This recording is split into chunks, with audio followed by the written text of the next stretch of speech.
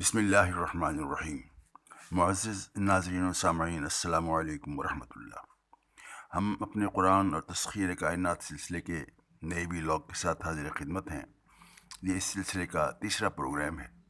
ہم امید کرتے ہیں کہ آپ ہمارا یہ سلسلہ پسند کریں گے۔ آپ سے درخواست ہے کہ اس چینل کو سبسکرائب کیجیے اور اس گفتگو کو آگے بھی بڑھائیں۔ شکریہ۔ اللہ رب العزت نے قرآن پاک میں واضح طور پر جنوں اور انسانوں سے خطاب کر کے فرمایا کہ اگر تم سے ہو سکے تو تم آسمان اور زمین کے اقطار سے نکل کر آگے کو نفوذ کر جاؤ، تو تم ہرگز ایسا نہ کر سکو گے بجز سلطان کے۔ سورہ رحمان آیت 33۔ اس آیت میں لفظ اقطار پر غور کیجیے۔ یہ قطر کی جمع ہے جو ہم کسی گول چیز یا کسی کرہ کی موٹائی کے لیے استعمال کرتے ہیں۔ پہلے اس لفظ سے زمین اور آسمان کے کنارے مراد دیے جاتے تھے جو باہم معلوم ہوتا تھا کہ ملے ہوئے ہیں، اور اس وقت چاند یا دیگر سیاروں میں جانے کا تصور بھی محال تھا۔ سلطان اور اقتدار کے بعد تیسرا لفظ نفوذ استعمال ہوا، جس کے لغوی معنی ہیں سرایت کر جانا، یعنی ایک چیز سے دوسری چیز میں داخل ہو جانا یا کسی چیز کی کشش سے نکل کر کسی دوسری چیز کی کشش سے اس میں کھنچے چلے جانا۔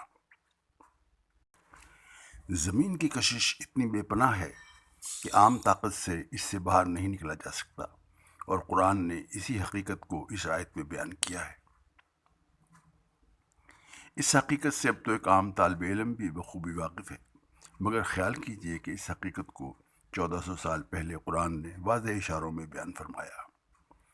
یہ قرآن کا اعجاز ہے کہ اس کے ایک ایک لفظ میں گویا معانی کے جہان سمائے ہوئے ہیں، اور یہ حقیقت ہے کہ اس میں زمین سے لے کر آسمان تک اور ازل سے لے کر ابد تک تمام حالات سمو دیے گئے ہیں۔ اسی سچ کو قرآن کریم میں سورہ بنی اسرائیل کی آیت 99 میں یوں بیان فرمایا۔ بسم اللہ الرحمن الرحیم۔ وَلَقَدْ صَرَّفْنَا لِلنَّاسِ فِي هَذَا الْقُرْآنِ مِنْ كُلِّ مَثَلٍ فَأَبَىٰ أَكْثَرُ النَّاسِ إِلَّا كُفُورًا۔ ہم نے تو اس قرآن میں لوگوں کے سمجھنے کے لیے ہر طرح سے تمام مثالیں بیان کر دی ہیں، مگر اکثر لوگ انکار سے باز نہیں آتے۔ عربی قرآن کی زبان ہے، اور اس کی کثیر جہتی کا اندازہ اس حقیقت سے کیجیے کہ ایک ایک لفظ کے کئی کئی معانی ہیں، بلکہ اکثر مختلف معانی بھی ملتے ہیں۔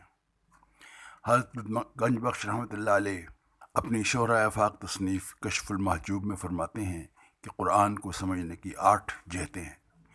گویا رب تعالیٰ ہم سے چاہتے ہیں کہ اس کے کلام میں چھپے ہوئے پیغام کو اس کی بیان کردہ مثالوں کی مدد سے سمجھا جائے، اور یہی اس کتاب کی آفاقیت ہے۔